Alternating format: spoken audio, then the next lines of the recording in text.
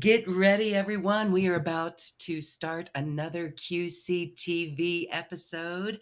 We are here today with Aurora, and we are here for an after party. Join the after party today and check out Aurora's special offer, and you can join us on Zoom. All right, here comes another episode of QCTV.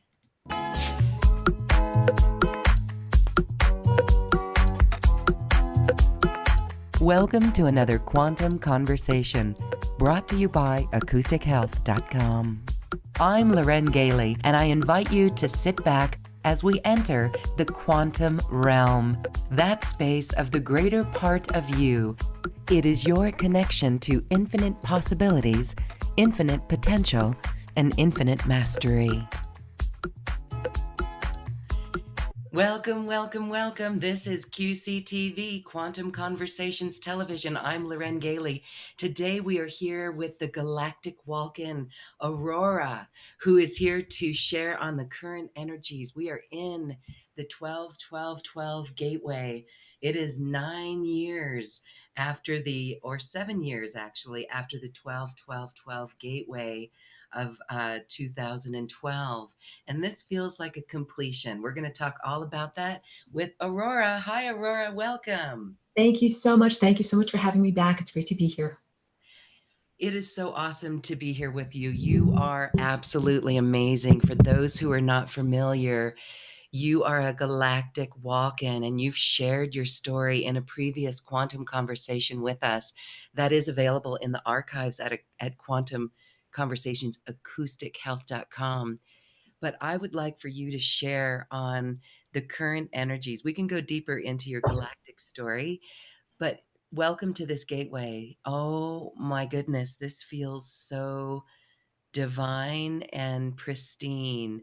How are you feeling in this window, this stargate that is opened? I'm feeling like there's an amazing amount of creative energy and like I'm being able to use it in a good way. So one of the things that you mentioned was kind of like this little arc all the way back from December 20 or 12, 12, and all the way to now. It's like a 7-year arc. And that's pretty much exactly how long I was teaching my class. And I feel like all the things that I taught about semester after semester, we are now finally experiencing as an individual and as a collective. Like all the things of being able to blend together what would have been called the inner world, the world of your imagination or visualization and your feelings and thoughts and passion and everything that goes on that more personal level, and the world that we would say consensual reality with hard-edged objects and other people and events that we can all agree upon. And I'm really finding that, like I talk about birth contractions, it really coincides with the Schumann resonance. Those days when there's whiteouts on the Schumann, I really feel like those are birth contractions, and it feels elevating to me. It feels like all the things that I've been teaching and that many, many people have been teaching and that we've been working towards as a collective are coming to like a culmination on the idea of becoming empowered in reality, not just tumbling through time, not just having like some external authority figure or external deity make things happen to us, but being, the idea of what is quantum observership,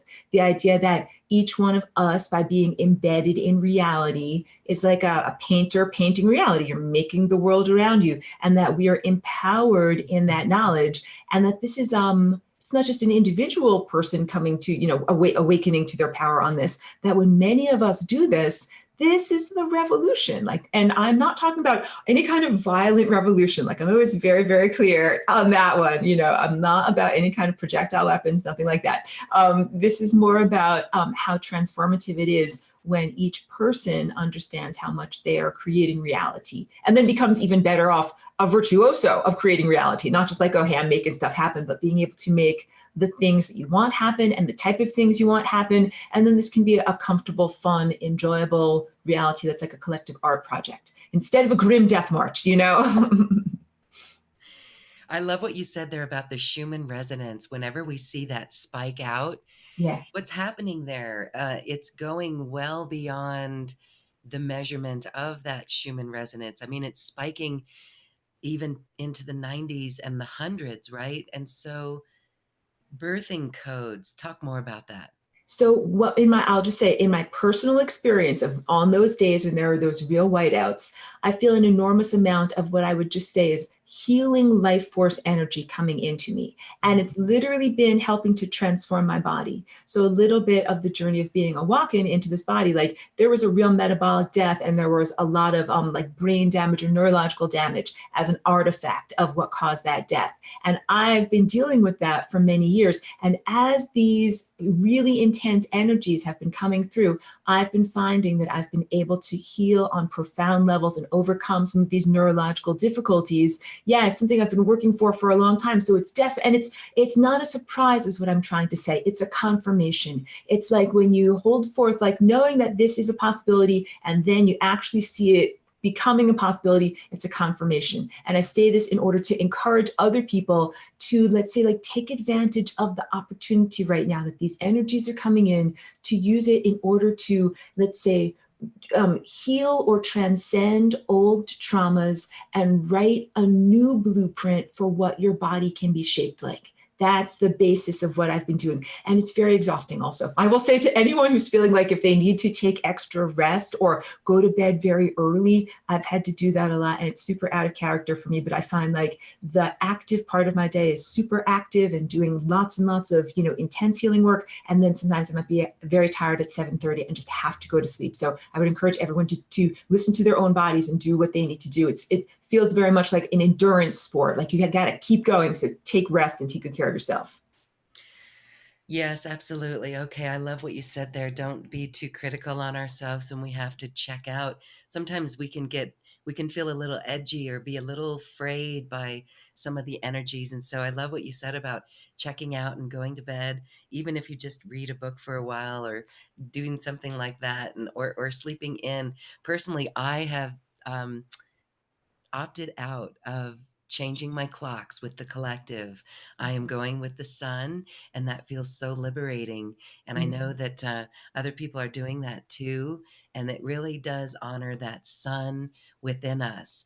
And so, as we are here coming up on the solstice and celebrating this Stargate of 12, 12, 12, can you share your galactic wisdom on the sun and our connection to the sun within, all of that as you understand it and perceive it? Yeah, certainly. I'd be happy to.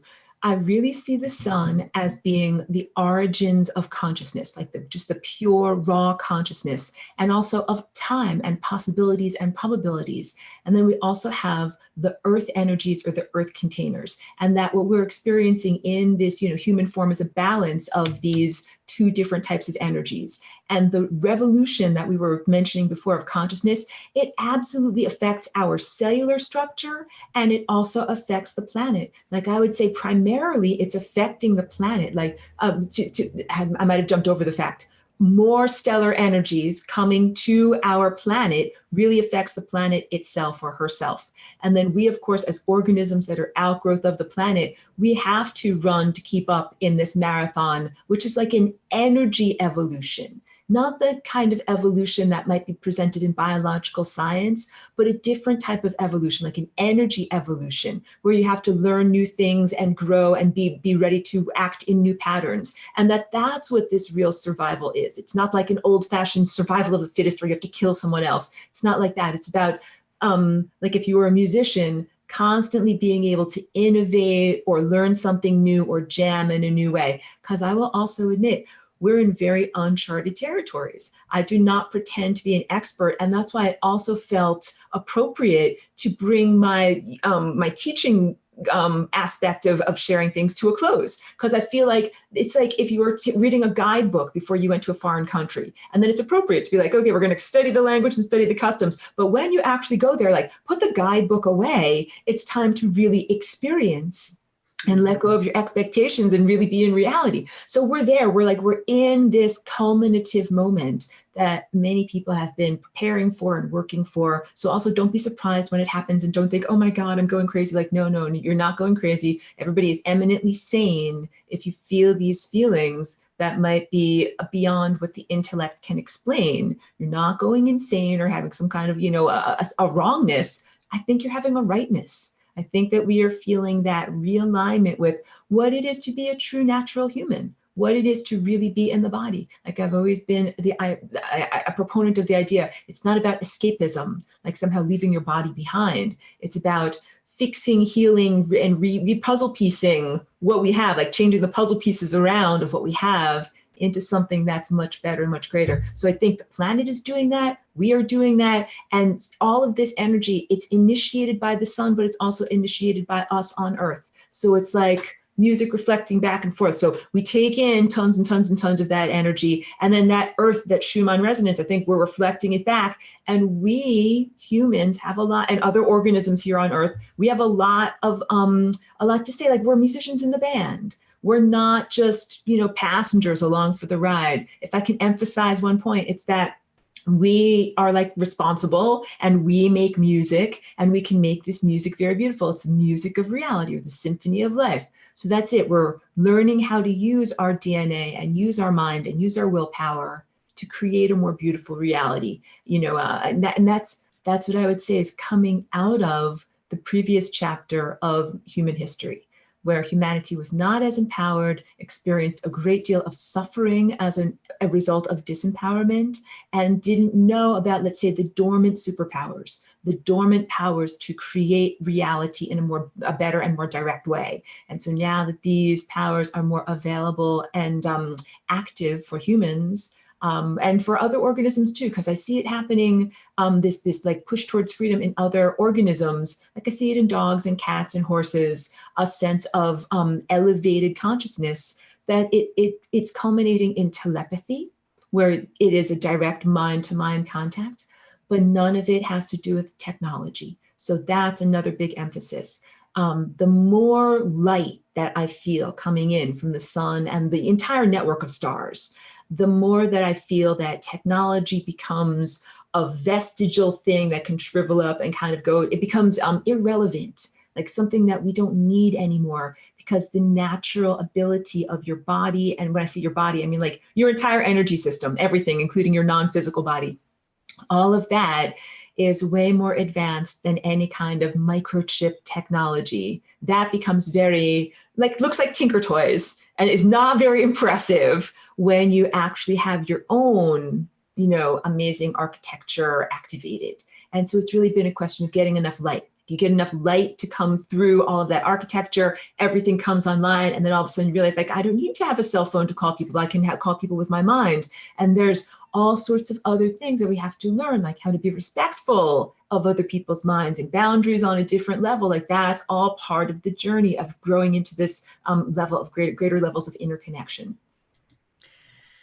Well, I love what you said there about the telepathy too. Many of us are feeling that we're reporting it in email interactions, all of it. So these are the skills coming online, the dormant powers. And you said it's all about the light, building our light. Can you give us some ways that we can build our light? I'm hearing that question through telepathy. One is very literal. And so I live in a very sunny climate and I'm very solar oriented. So every day that it's possible with the weather, I get outside and I don't sun gaze with my physical eyes, like protect your physical eyes, but I literally ingest that light while I'm also connecting to the earth, like making a bridge between these two things. I feel like that has been something I've done for many years. And that is like an athlete, like eating before you run a marathon, like before you do any kind of energetic work or consciousness-based work, like you got to have gas in the car. And I feel like that's where my creative inspiration comes from, to do things like painting and music. If I need food, I feel like I really get it from the sun. However, it's not always practical to do that in terms of climate. So then whenever I eat, I'm recognizing that it's indirect sunlight. I'm eating an apple, I'm eating whatever it is, it's solidified sunlight. So even that thought structure is part of like the bridge of transformation to getting into these higher dimensional mental states of being able to say, oh yes, I'm going to eat some light. Like, believe me, I eat everything. I eat both physical and, non-physical light. I don't pretend that I only eat light. No, physical apples are very important too. But it's the understanding when you're eating and to consciously say, oh, I'm intentionally ingesting this light, and then I'm intentionally sending it to parts of my body that I want to be healthy and fulfilled and nourished. So not eating in a distracted manner, and not to get too much into the negative, but there the sense that there are like these obstacles, as we've been going into these elevated states. I do sometimes feel like, imagine a car's transmission is like going great, and then all of a sudden you feel like kachunka. Sometimes I feel that, and it's like an emotional catch or something that sometimes also can feel like an attack or an assault. And so I recognize that there's traps or pitfalls, is what I'm trying to say. That it feels like smooth sailing, but then there's traps or pitfalls, and each person has their own ego issues. So it's individuated to the person, like your own personal whatever. Um, um, when you have to train at the gym, your own personal trainer for your ego is putting these traps and pitfalls in front of you. So I feel like there have been many moments where I could have jumped off a cliff virtually, of course, gone into an erroneous belief system. And I had to really examine, be like, is that what I really think and believe? Because we're in that moment of high suggestibility. Just like when a caterpillar is transforming into the butterfly, for a little while, it's kind of in between. We as humans, I think, are in between. And there's some moments where it's like, oh, it could be like this, it could be like this. I'm not exactly sure what is true, and what it, like, things feel very unsolid. So in those unsolid times, it's important to like stay true and go in the right direction, and be certain not to go into the pitfalls, fall off a cliff of believing something that's silly or foolish or erroneous, or just based in something that's not truthful. Just keep going for what is real and truthful in your journey.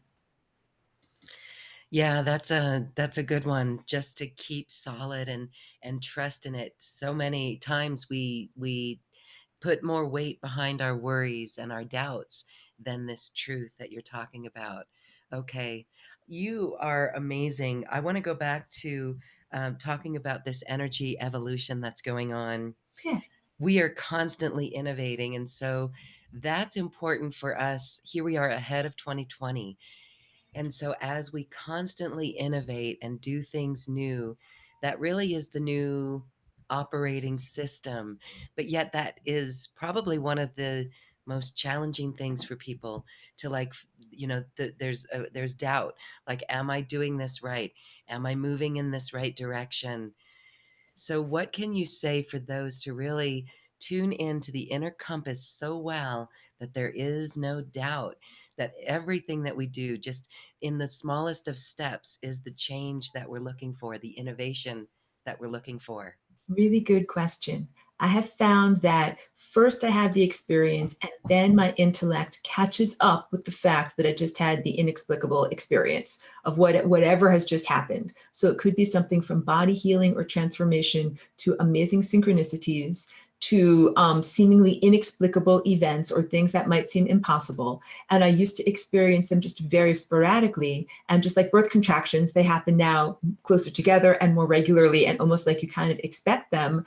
And that I have found, at first my intellect needed to be fooled. Like the magical or inexplicable thing couldn't happen because my mind didn't have the story to support that it could happen. The more that it happened, the less my mind got in the way of saying, well, how exactly did that? And let's explain it and analyze it. So what I do in my personal daily practice, and what I would encourage others to do, is have the experience. Don't analyze it or expect it beforehand. Have the experience first, and then intellectually understand it second. And it's very similar to how I approach doing an art project or something like that. I don't try to understand it with my intellect first. I actually paint it, I actually do it. And then after a long time, I will stand back and look at it and kind of analyze it and understand it more. So we're in this, whatever you would call it, like transformative or ascension experience, going from one level of being, like an objective materialist, like very hard-edged rules about reality, into a more fluid level of reality.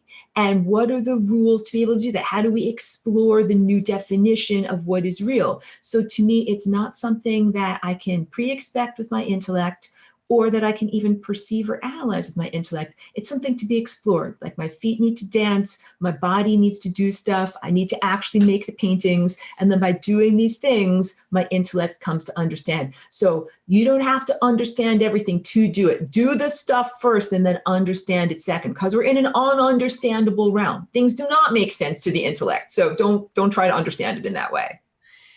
Well, I love it because we do what we are moved to do, and basically that comes down to doing what we love.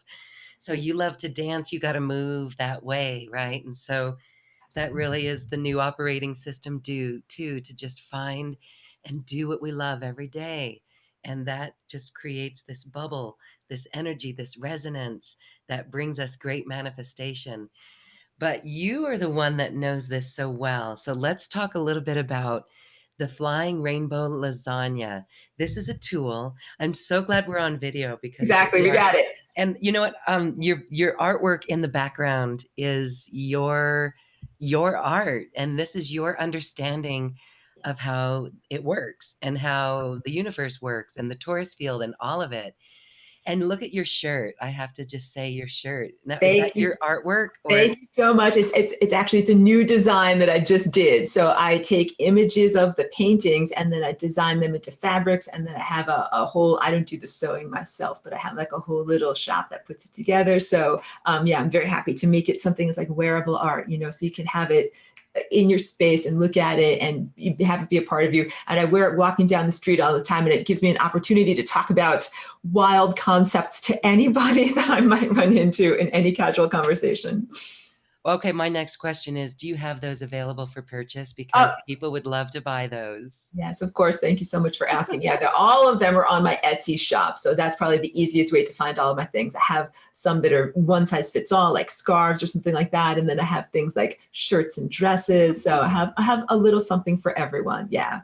And in every size too. I was very certain to make sure that I, ran things so that it was accessible to everyone. It's every size. Oh, that is so cool, Aurora.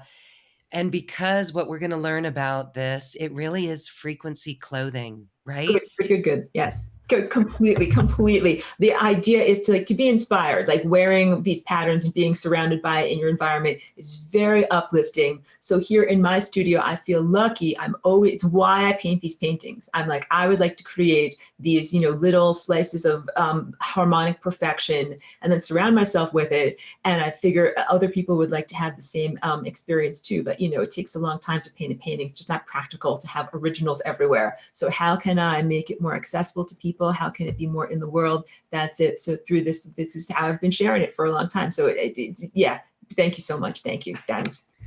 Well, and there's beautiful canvas. You can print designs on canvas now.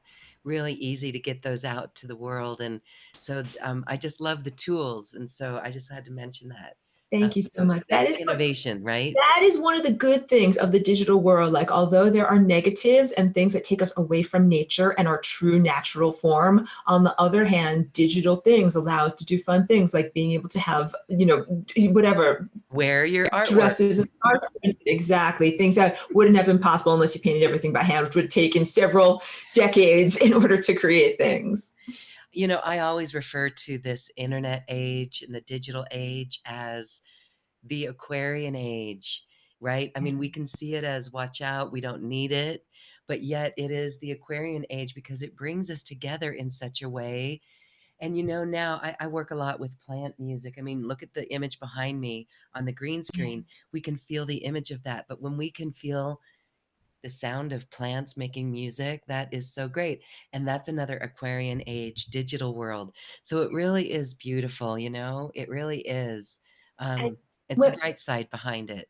that and we can think of it as, let's say, a stepping stone on the way to magic, because to me it does feel somewhat magical, like a manifestation, when I have an idea for a dress and I can go into a digital template and put my designs in there, and then boom, a certain number of weeks later comes to me in the mail. And I feel like we're kind of learning what it would be like if you did have a magic wand that you could imagine a blueprint of something with your mind and then be able to actually manifest it into reality. So I'm inviting, like, these are like poetic senses, not a literal sense, but I'm inviting people to come along with this poetic sense of what would it be like to paint reality in that way. Because I always used to have wild ideas of the dresses that I would like to wear, but of course none of them were actually in existence. So I was like, I'm going to have to make it myself. So this is kind of along those lines. And I would encourage everyone, like I joke about my little dog manifests like a French fry on the sidewalk, or like a fried wonton, or some forbidden food that we don't usually have in the house. Like,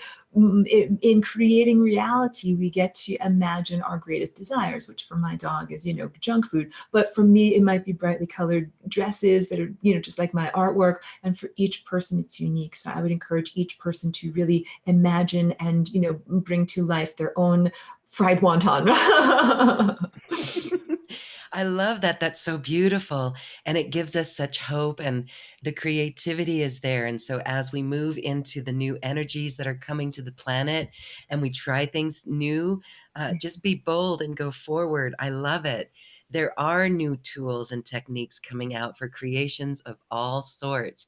And I love to say, Aurora, what you're doing is a new earth vision.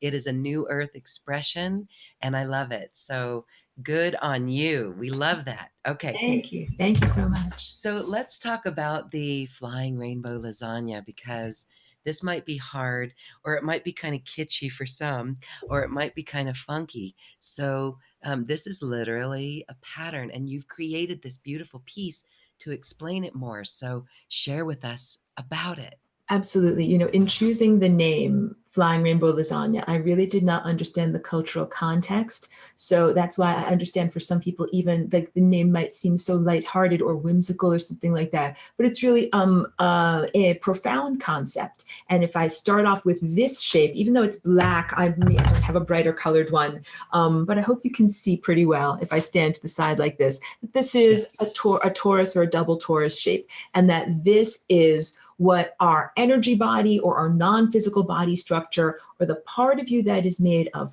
consciousness and possibilities and probabilities, is shaped like this. And that's also the basis of the artwork that I make. It's exploring these different harmonic ways of fitting this together. And many people feel that they are trapped or limited in their world, and they feel unhappy. They feel like this shape is responsible. I'm like, don't blame the torus. It's not the torus's shape. There have been, let's say, hijackers or limitations that have been placed, or, if it's a computer, it's got computer viruses. So the initial blueprint, good blueprint, but has been, hacked or has viruses in it. So there's issues with these energy centers on the body wobbling, and the timelines that you want to be experiencing not being accessible. And there's a whole litany of things I can talk about. It's like talking about all the things that can go wrong with the human body. I don't want to focus on disease today. I would way rather focus on healing. But I'll just say, in the 7 years that I've been teaching my class, I talked about it and analyzed it a lot. And I think that there are, all the different things that we can do in terms of writing ourselves. The tool that I use is the Flying Rainbow Lasagna, which would be called a higher dimensional version of this torus shape. So it's not like you're getting rid of anything or amputating anything. What you're doing is changing the puzzle pieces, like transforming the materials that you have into a different format. And that's adding an additional dimension. And when you add an additional dimension, it's like taking a piece of paper and folding it into an origami shape. You're not changing the paper on a molecular level, but you are changing its structure and its behavior.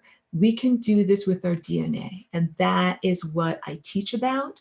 And I feel like we're now in the culminative moment where it's not just about reading the guidebook or reading the textbook or even like reading the symphonic score. We're in the moment of experience where the entire planet is doing this transformative Flying Rainbow Lasagna dance. You could call it a pole dance, not like a sexy pole dance, a pole dance, like imagine the planet shifting.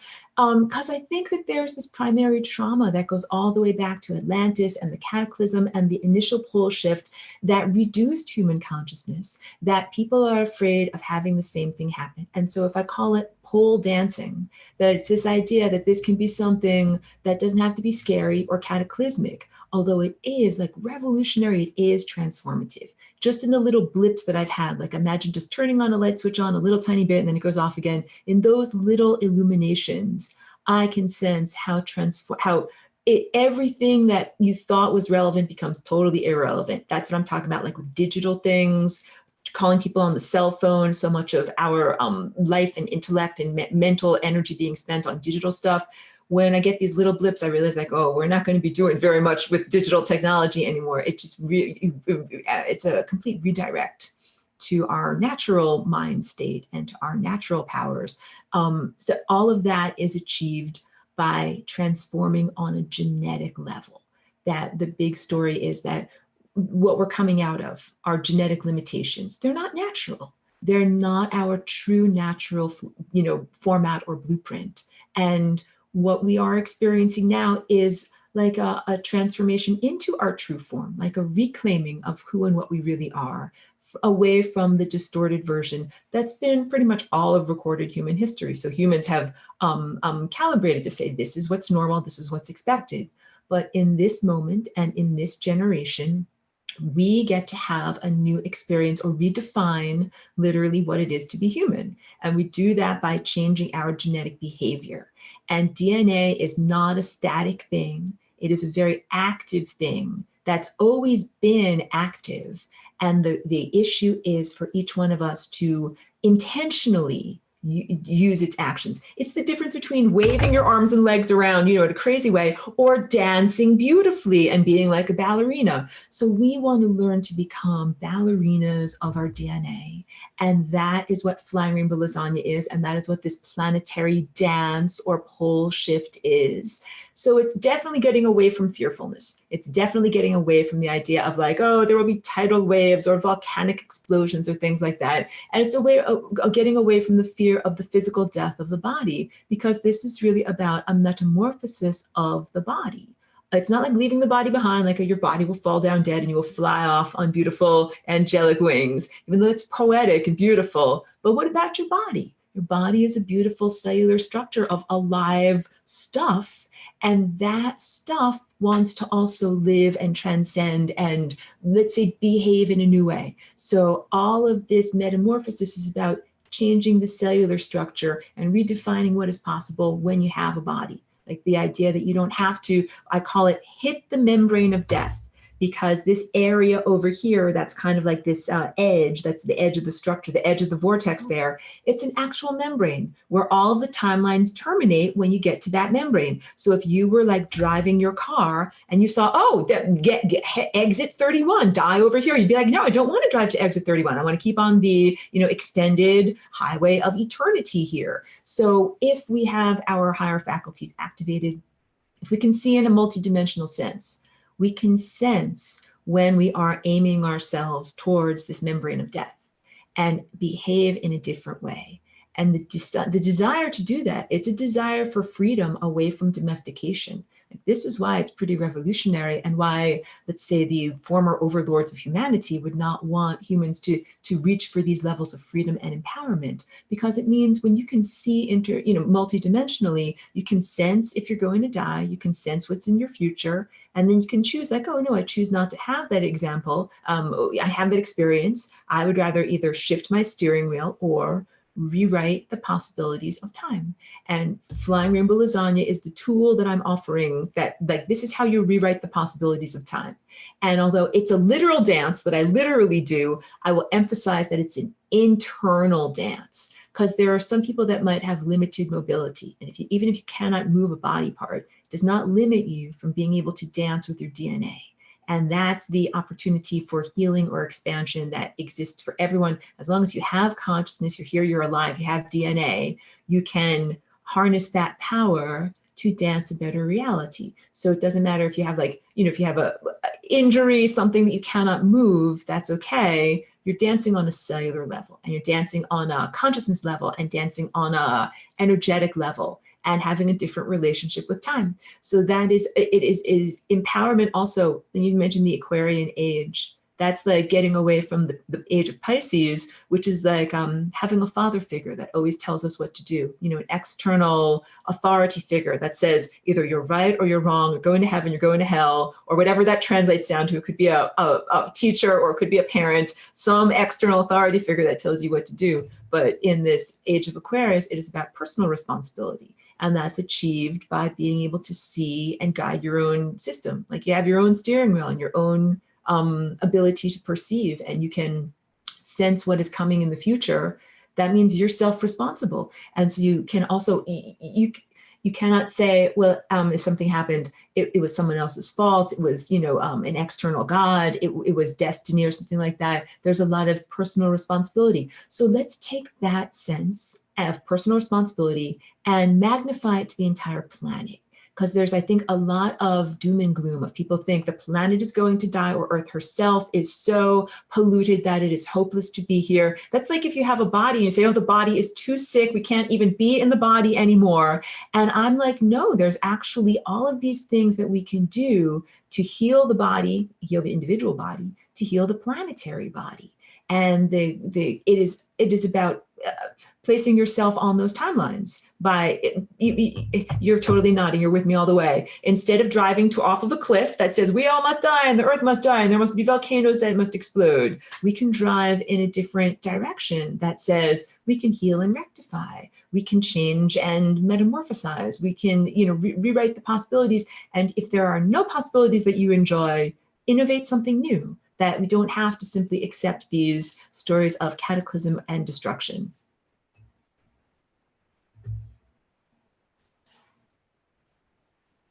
Yes, that is why we have always said, hold our vision of new earth. So what you're doing here, let's talk a little bit more about it. When we see multidimensionally, when we tune in and tap in, and we know ourselves so well that we can see multidimensionally and we can change, we can see where we're falling off the cliff, as you put it. So talk a little bit more about how we begin to see multidimensionally and then dance with our DNA. Good, good. Okay, in a practical sense, to answer the second part of your question first, when I dance with my DNA, I get out of my ego. So first I might assess the things that I would like to change in my life or in my body or in reality. And that's definitely part of my intellect and my ego and my, daily waking consciousness. In order to do something that is beyond objective materialism, I jump out of my daily waking consciousness. I go into a different mental state that is magical, is the only good word that I can use for it, or supernatural or otherworldly, that is beyond the world of objective materialism. It's beyond my ego. And it's in that state that I dance. And I'd say it's a state of pure potential or quantum indeterminacy. Part of Flying Rainbow Lasagne is the splitting apart of DNA and existing it in a state of, it's formless, but it still has a form and a structure. It's a state of potential. And so to go out of this objective materialist world into a state of pure potential, and from that direction, rearrange the puzzle pieces of reality, make something better happen, and then return to an intellectual understanding. So I would analyze what needed to be done first, but then go into a completely non-analytical approach, much more of a direct and creative approach. So in my dance, I don't say, first I'm dancing this, then I'm dancing this. I dance everything all at once, and also recognizing that I'm dancing with many other organisms. So that beyond ego state also means that I recognize, well, I'm dancing with all of the microbes, insects, animals, plants, everything on the planet, all photons everywhere.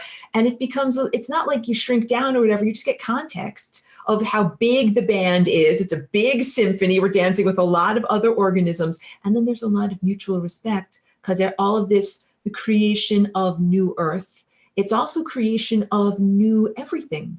New, let's say, new sun, new stars, new star system, everything, the balance of life and the symphony of life, it is completely being retuned everywhere. So don't downplay the significance of what we're doing in our own bodies, on our own planet. This reverberates outward and is also part of other events elsewhere. It's a recalibration of this entire experience of life. And it's very, very necessary and long overdue, let's say, long overdue. If you think about all the injustices or sufferings or diseases or things that have been real up until this point, this is like finally the recalibration. And this is how it happens. It's not a political solution or an intellectual solution or writing a petition or signing a document.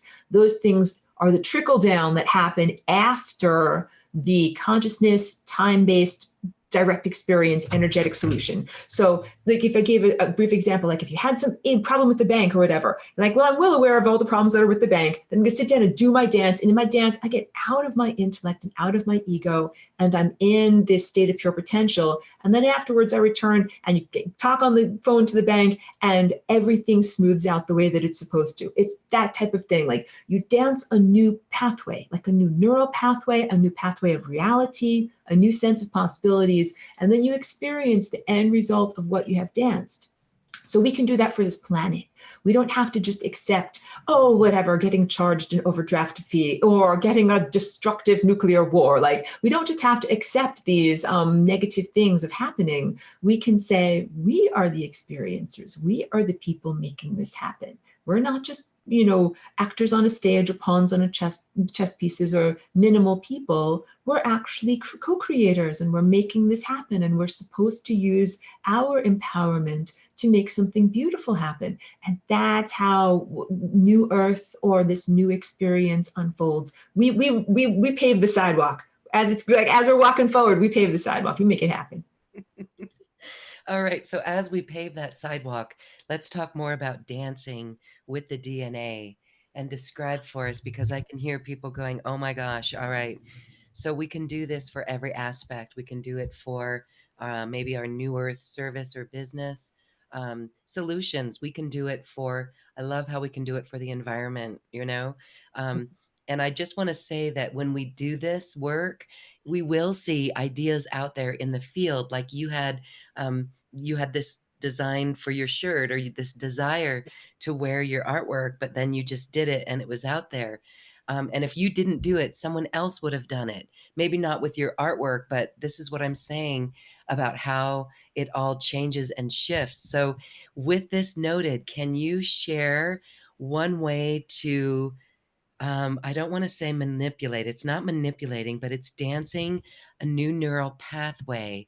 Is it like visualization when you're in this new mental state, this different state? It's a state of pure potential. So, talk a little bit more about what is going on as you're dancing with this DNA and this new neural pathway. I would say it is an overlapping of realities. If you could imagine having many different layers of reality, like layers in Photoshop or some other kind of software program, and just like in a program like that, even though I'm not a transhumanist, but we're directly manipulating reality, you can take elements of one layer that you like and add them together with elements of another layer that you like and weave together the layers of reality that you would like to experience. So I would say there's still reality structure or integument. It's not necessarily like a completely fluid dream where nothing hangs together. There's still a story. And if you analyze things, it fits together. It's a question of, like I say, taking the puzzle pieces of reality and rearranging them in a new format that allows for greater movement, that allows for, let's say, fresh air to come in, get rid of the stagnation, and new possibilities are achieved. And part of it is the idea of innovating past one's problems, like jumping up and over obstacles, not just accepting that obstacles exist or saying that that's the end. There's always a way to innovate beyond the obstacle to find a new solution, and that's what is special about being alive. Like we can make new stuff. We can make not only new skin cells and like new babies, but we can make new ideas. We can write new songs, innovate problems, right? That's the whole idea. What is special of being a human beyond being like an artificial intelligence replicant, robotoid type of person? Like when you can innovate and create something new, this is problem solving, this is creativity. So that is what we can do. And the critical thing that your intellect needs to know is that your DNA is connected to time. The way that your DNA is moving, the actions, literal actions. So science at this point, Earth's surface science right now, the objective materialist world is not sufficiently advanced to have a camera that can actually watch your DNA on a subcellular level while it's moving and doing stuff. When or if it got to that level of complexity, it would be able to see that DNA is doing behaviors that are literally creating reality. So the DNA movement and behaviors do more than just create the shape of your face. They create whether you have a smooth trip to the supermarket to get your coffee or whether you get in a car accident, like that's because your DNA is dancing you down the road of time. And all of this is about self-empowerment because your DNA is inside of you. It's not a question of having to like, whatever, reach outside of you and make something happen in something outside of you. It's really about claiming something that is already a part of you and that we've all supposed to have been. I don't know how to grammatically say that. We're supposed to, like the ruby slippers. We have it all along. We have this inner potential all along.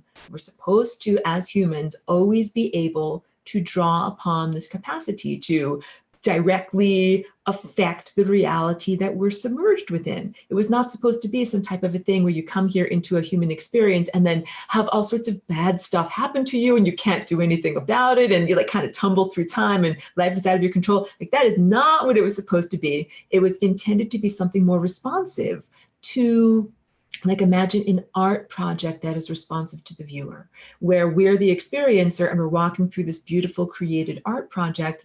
And then, dependent upon what we learn and how we grow, the art project changes, learns, and grows. That's what life is supposed to be like, as opposed to this very twisted and distorted world that we're coming out of. So, we're bringing it back into that sense of if the world is, this mirror where you send out this beautiful music, you'll play a little music, you send out beautiful music, and then that beautiful music is supposed to return to you. And that system is what's part of what's been distorted. It's part of why it's been difficult to learn here in the physical world. Like it's been a world of suffering and disease and, like whatever, you have to endure being here, but it's not necessarily supposed to be that way. It's supposed to be a responsive art project. So this is the return to that experience that makes it fun to be alive, as like a fun adventure, a fun collaborative adventure, not a grim death march. And also the sense that if you can see impending doom from whatever possible future potential event, you are empowered to avoid that doom. Because it's not that much fun if you can see, oh yeah, I'm going to drive off a cliff, and then you have to drive off the cliff. Not about that at all. It is about removing any of these blockages. Like as these Schumann resonance birth contractions come through, what I really feel is happening is that I'm becoming more in my body and more in my life and more in control of my life. Like ancestral debris is whisked away, and trauma debris is whisked away, and almost like windshield wipers go across my eyes. And sometimes I feel like I can literally see more clearly and sense what I want to be doing in terms of creating reality. So none of this is about escapism. None of this is about flying to another planet or going to another world or going to a different Earth or anything like that. It's transforming this body, transforming this earth, transforming this experience into the very like fun, joyous, comfortable experience that it was, I feel, always intended to be. Yes. All right. And so you teach a really extensive, comprehensive course on how we can do this in our lives and every day. And we're going to talk about that because there's different options for people. But I wanted to go deeper on this because it's beautiful when you talked about um, the ancestral debris being cleared away, the trauma debris being cleared away. So when you're talking about this experience and dancing with the DNA, it requires this awareness. And I think what's going on with this awareness as people go through their journey with this new light is that we can see those blockages. We can see as we attune to the inner world a little bit better and attune to who we are and really know who that is. We can see, for example, on a mundane level, things that are taking us out of bliss. And this is that responsibility of being very aware of what's coming. Like you said, if we could see it multidimensionally. So the ancestral behaviors that are in the DNA, this is what I'm getting at, is that we can start to see, wait a minute, this is a behavior that is not so becoming. And I know that others have been feeling this. For example, like, someone in your family or your life comes home late and you get irritated by that. That is something that goes way back in generations. That could be right? The ancestral behavior of a woman being left at home waiting for her husband to come home for dinner. That's an example. So, would you say that That's really, it's like a two-part process. First, we become aware to be able to clear away from that behavior, or to shift that behavior and really begin to dance in a beautiful way of new creation. Yeah, I would agree. I think that we carry many genetic, social, and cultural patterns. And some of them can be about how you're supposed to behave as a man or a woman, or it might be about how you're supposed to behave within your own family. And of course, this differs from culture to culture, and there are different, standards and norms. What I would define we're doing is moving away from domestication and towards freedom. So all of those cultural constraints, those are like the leash or the harness that is put on us that makes us act in a certain way, that keeps us constrained. So in other times and places, it's what is it to be ladylike, or there are questions about what you're allowed to do, how you're allowed to move your body, how you're allowed to speak, or any kind of thing like that. And then there are also things that are imposed upon all humans, like you are not technically allowed to just walk down the street singing and dancing, and like being super joyful in your expression. They really would say either that there is something wrong with you, or you might be need to taken in for questioning or something like that. In almost every place, it's like that is considered so socially unacceptable to live at that level of joy. So we are becoming undomesticated in the sense that, no, I don't want to have to walk only in certain pathways or behave only in certain socially acceptable pathways, patterns. I want to be able to be free in each moment to do what I want to do. And of course, this is without violence. I don't just continually predicate everything I say. Nothing is about violence. This is about self-expression. So in being a walk-in, when I first came here, I would literally like groove down the street. And then I learned like, oh, I cannot groove down the street. You're gonna have to bring that down a couple of notches. Now I groove internally while I walk down the street. But in being here for a long time, I'm hoping to inspire humanity. Let's write a different type of society where you can groove down the street, where that is not considered so socially unacceptable. And then there are other things that we do that are considered highly socially unacceptable, but that are completely bad for the human body or completely bad for the earth body, and yet those are socially acceptable. So clearing away this debris is about getting into levels of freedom, like being a wild wolf instead of a domesticated dog, even though I love dogs, and you just saw my little dog right there. So I noticed that she is changing too. Like she does little things that are like more like wild, or like pushing the boundaries of what she's allowed to do, but all in nonviolent, beautiful ways, like exploring things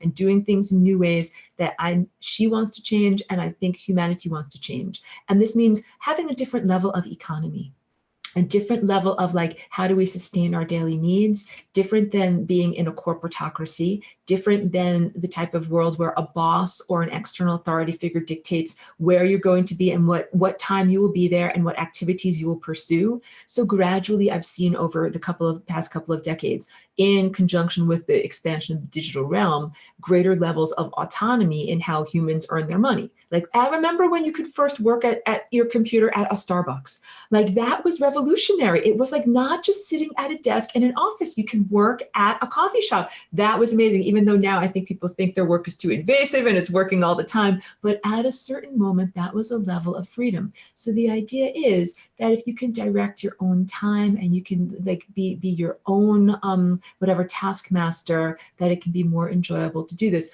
To sustain your life in a corporate capitalistic world.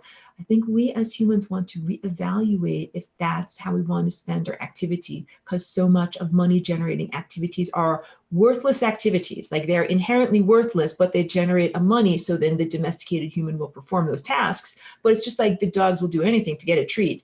Why not actually do something that is meaningful, that is good for our bodies and good for the planet body, and also sustains our material existence here? So this is like we as humans renegotiating with what we are willing to do while being here. When you become free, you're like, I don't want to have to do any of these things over here in order to sustain being here. So there's a different level of acceptance. That's why I'm saying renegotiation of what would you do in order to be here in the world. We're not supposed to destroy our bodies or live in toil and drudgery. That's a very old, I think that goes back to maybe feudalism or something from, you know, a very ancient time in Europe, a sense where like you don't own your own life and the king, or, you know, you're like a vassal, you know what I'm talking about? Like you're like a slave to a larger owner of the estate that you live upon, and you have to simply work for your potatoes. Like, I think we are far beyond that. That's ancestral debris that can definitely be cleared out as we as a collective humans are saying,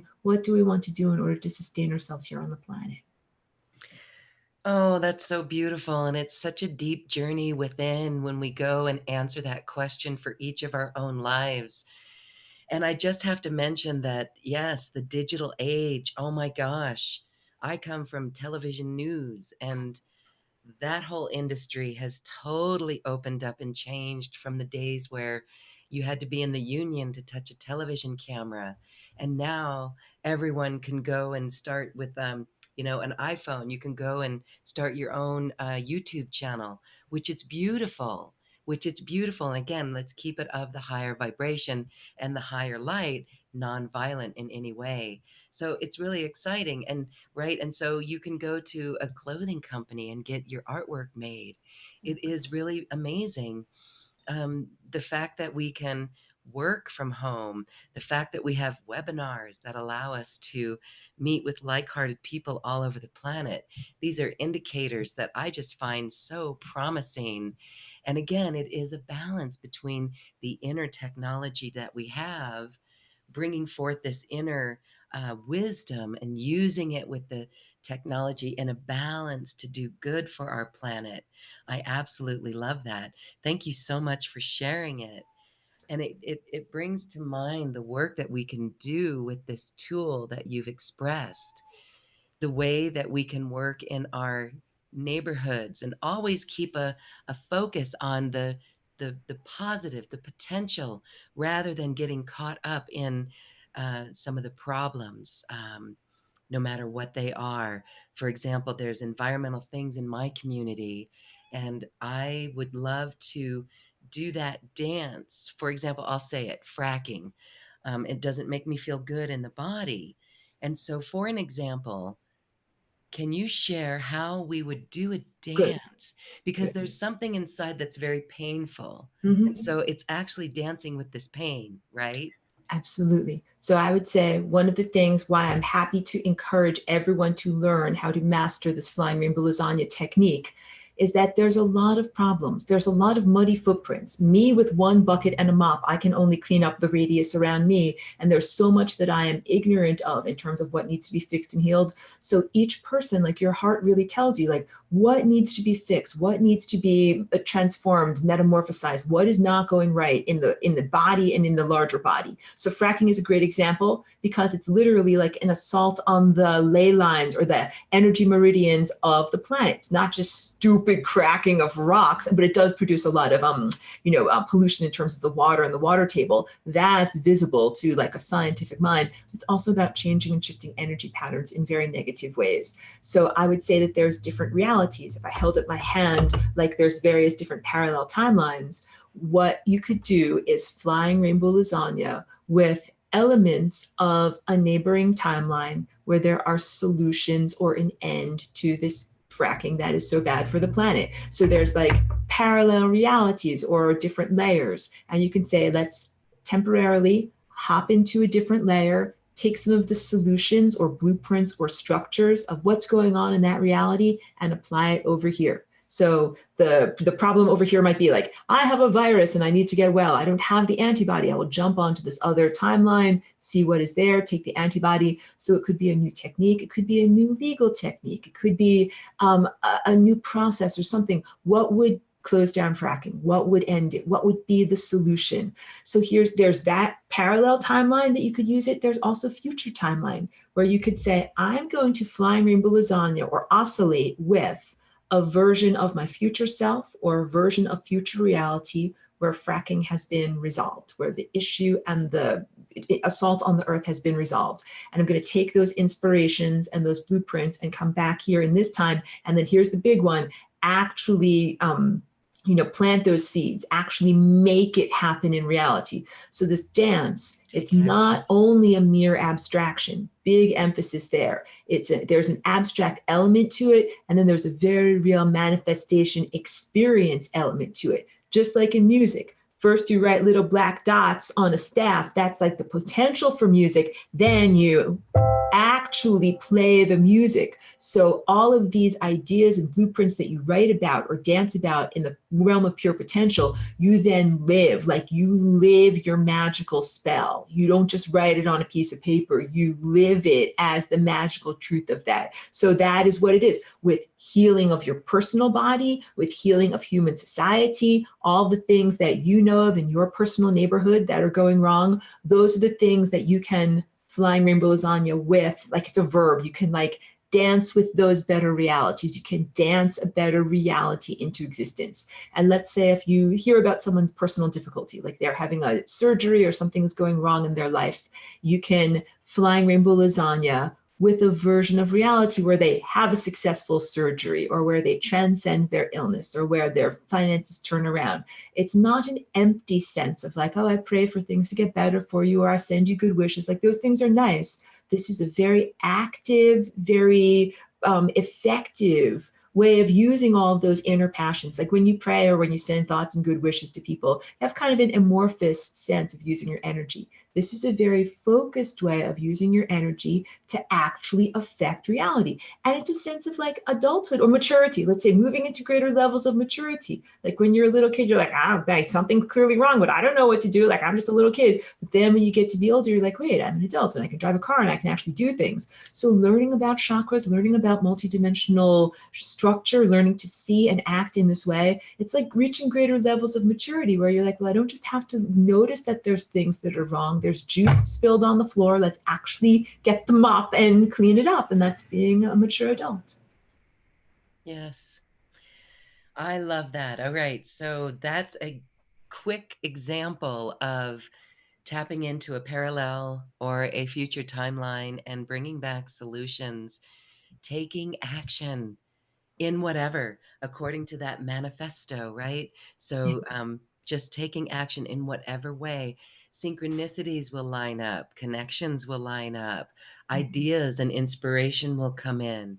So I love it. So that is the focus of the energy of the focus that we have, focusing our Yes. energy. Yeah, and it's dancing new possibilities, like where there might have seemed to be just a brick wall of no possibilities. Do the dance, which a person who is a rational skeptic might say, what a stupid, foolish thing to do. Like you're faced with a horrible crisis and there's a brick wall of no possibilities. You're going to dance, like how stupid and foolish and irresponsible. No, it is the most sane, most grounded response. Because if there are no possibilities, what you have to do is use your creative potential to create new possibilities. So you take a little bit of time to step out of reality, go into a higher dimensional state, create new realities, and then you step back into reality and then you're like, okay, what's new? What changed? What is now possible? And that's when you re-examine the situation. So it is never about being passive and it's not about expecting something external to be the big problem solver. Like I wave my magic wand and poof, like fairy godmother comes down and everything is perfect. It's not really like that. It's more of each one of us gradually changing the dial on reality and being able to be like, well, I danced and it changed this much. And then I danced and it changed this much. And then if I dance this way, then it'll change this much. That's what we're supposed to be able to do in our world. And then the world becomes a fun, creative art project and, something that we're happy to be a part of. Have fun dancing, everyone. Have fun dancing. And so you said you don't need to get up and physically dance. You're dancing in the mind. You're dancing in the vision, the inner vision. How long? I mean, we could literally do this in instants, right? It feels like it could be longer as long as we want it, but it feels like it could be instant too. So I do an actual physical dance, and I will tell you that my physical dance has developed intensely in the past 2 months or so, like since October, since I've really felt an incoming more of these birth contractions, that I used to dance kind of like in a reclining lawn chair, usually outside in the sunlight. And, I felt I had neurological balance issues and things like that. It was just easier for me to not have to worry about where I was in space and, maintaining myself upright. And in recent months, I've really found that I can now stand upright and use both of my feet and have more spinal mobility. So one of the things I'm trying to say is, at whatever level you begin with your physicality, that is acceptable, even if you can only move like whatever, a tiny little bit of your body, but move what you can, and then it increases like an athlete. Like you can do one push-up, then the next time you try, you can do more. And it's like, so you gain strength by doing this dance more and more, because it does affect the physicality. Some people prefer to sit in just a meditative pose or sit quietly and just vibrate internally and focus on the inner experience. That is acceptable. I'm also encouraging people to do something that might sound weird or socially unacceptable, but do something like lay on your bed or lay down on a nice clean floor. And it almost feels like you can then more easily move your arms and legs kind of like in a zero gravity. Imagine that you're in a zero gravity and able to float through space in that way. So, someone might come say like, what are you doing? Lying on your floor, like rolling around like that, like I'm flying into space. Like, do not be concerned about these social limitations, the leash or the harness that says you're not allowed to do that. You're a wild, undomesticated human. And in a lot of exploring my body, I feel like I'm returning to a sense of infancy, like little infants, like they kick off their shoes, that many of them do not wear shoes, walk around with footy pajamas, roll around on the floor. Like, I'm not saying that you should regress in whatever, in your mentality, but I'm saying like, to be free in your body before you become socially acculturated and have to wear shoes all the time and have to sit in a chair all the time. Like we didn't wear shoes and we rolled around on the floor. And so this is letting go of the social constraints of how we are allowed to stand as a lady, or whether it is modest or whether it is appropriate, or what if the neighbors saw you doing this, to really put those things aside and return to being a wild being that just follows your own inner directive. That's what this dance is. If I can emphasize a few points, this dance is not like where I'm a dance teacher and I'm very strict and I say right leg, left leg, kick like the Rockettes, like do it all in unison. Not at all. This is the ultimate individuation and your own self-expression, because each person has a unique genetic code. And that's part of the firewall encryption system of the cosmos itself, that there's so much diversity in each node, each person, each organism being so genetically unique that it's not a one-size-fits-all solution, that each person must come up with their unique song, their unique chord that is part of what adds to the symphony of life, that makes it a perfect, balanced, harmonic flavor. So I give suggestions about how to do this dance, and then each person takes that as a template or an inspiration and applies it to their own unique, your body, also your belief system or how you look at the world, and also your trajectory through time, because each person was born in a unique place at a unique time and then is moving. Like if I was born in New York and you were born in Pennsylvania, these are different places. We have different trajectories. So imagine flying across the sky, different crossing points flying across the sky. So in every way, in time and in your physicality, you must develop a unique music, a unique solution for your own life. And then there's so much fulfillment in doing that. Like when you reach those levels of being an artist of your own life, you get to be super proud. You are like, yes, like I did it. Like when you put that finishing touch on a painting and it looks great, and you stand back, you're like, yes, I did that. And that's not negative ego stuff. That is healthy ego stuff. That's what we're supposed to feel like in creating the artistry of our life.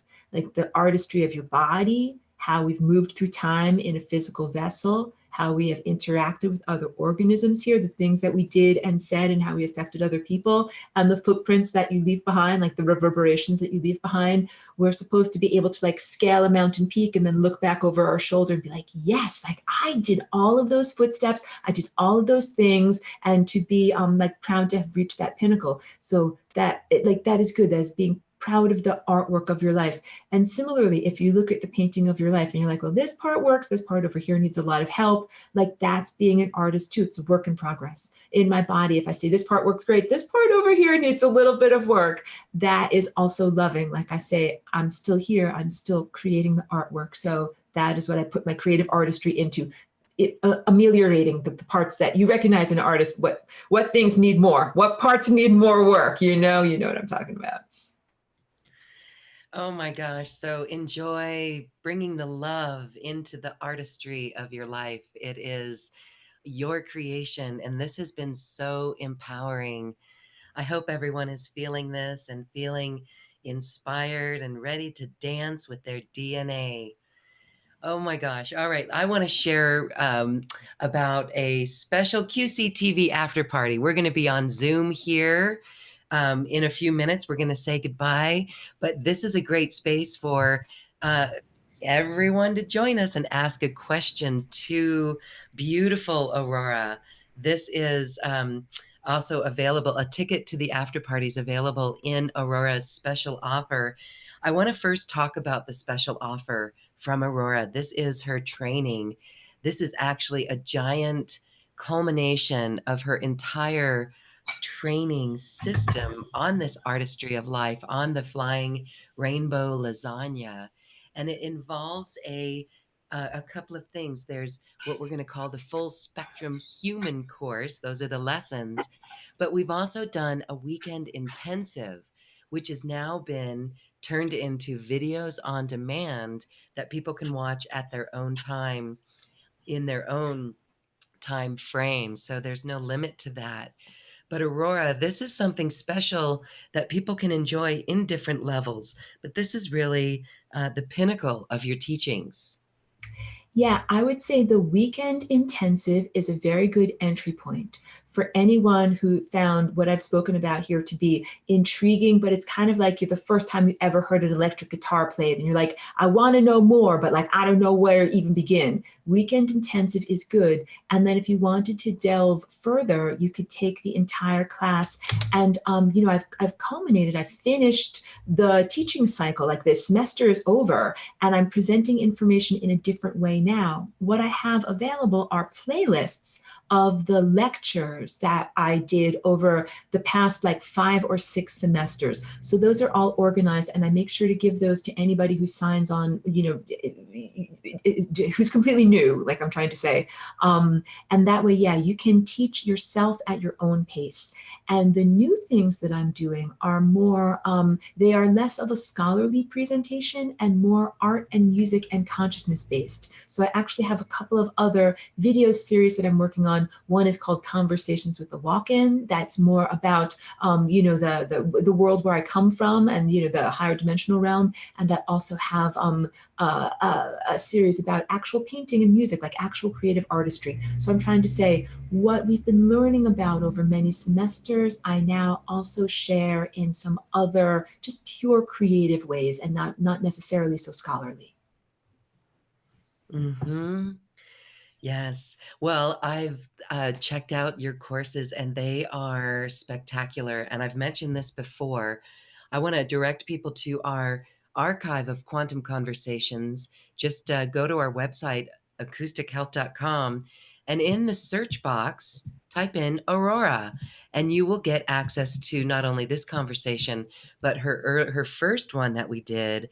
And that was amazing as she shared the details of her walk in. And then, if you'd like to go deeper into these trainings, it's all here for you.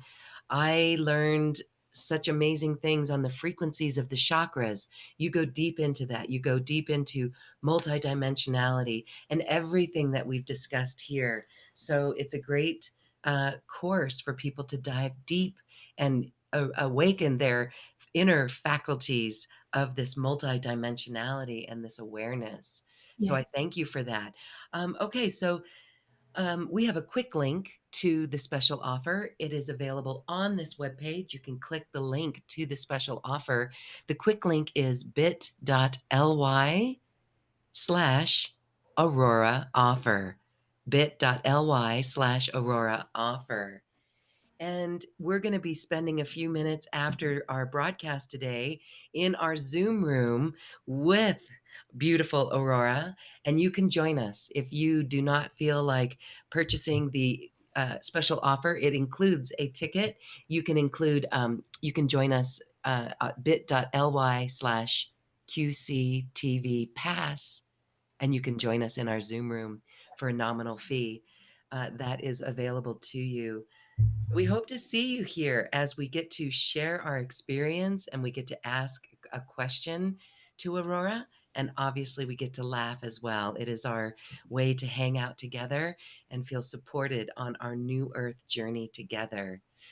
So, Aurora, this has been beautiful today. Thank you so much. As we say goodbye to our live stream broadcast, would you like to add anything about this spectacular moment in time that we're at?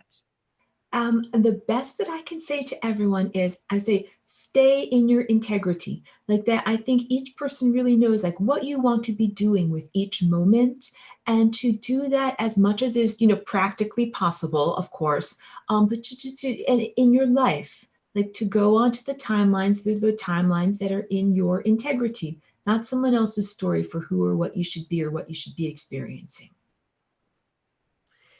Yes, thank you for that beautiful reminder. Our personal integrity. We know what that is. We know what it is. That is New Earth as we walk it and live it and express it. Aurora, thank you, thank you, thank you for this quantum conversation. Thank you so much for having me here. It's been wonderful talking with you. Wonderful, wonderful. All right, everyone. Thank you too for being here. I hope your heart is wide open. Check out Aurora's special offer at bit.ly/Aurora offer. As soon as you sign up for that, you'll get another email with a link to join us on Zoom. You can also join us on Zoom by bit.ly/QCTV pass. You can get a single ticket entry, or you can join our New Earth membership and come right on in. If you're a Gmail user, be sure to check your Gmail promotions folder, as this is often where our email with the connection link to Zoom often ends up. Well, everyone, thank you, thank you, thank you. This has been an episode of QCTV, and we are going to take Aurora up on her offer to dance and be a wild human. And so we invite you to dance your way right now with us to the cosmic heart. Enjoy.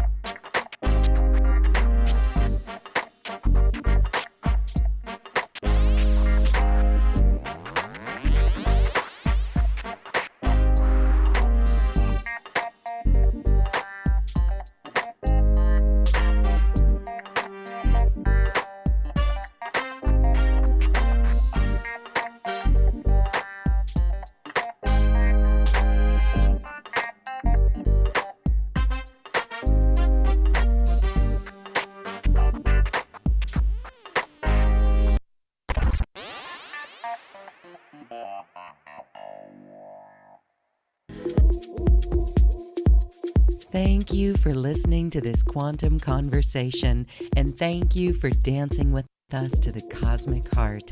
As we raise our own vibration, we raise the vibration of the planet. This show is dedicated to you and all awakening hearts, as we are here to shine our bright light and amplify our love. Access all quantum conversations, special offers from our guests, and online healing retreats by visiting acoustichealth.com. I'm Loren Gailey, and from my sacred heart to yours, I honor your magnificent love and light.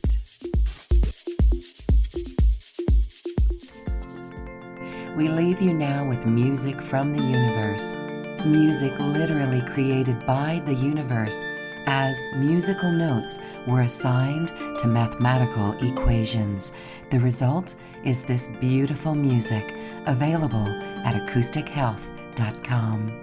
Namaste.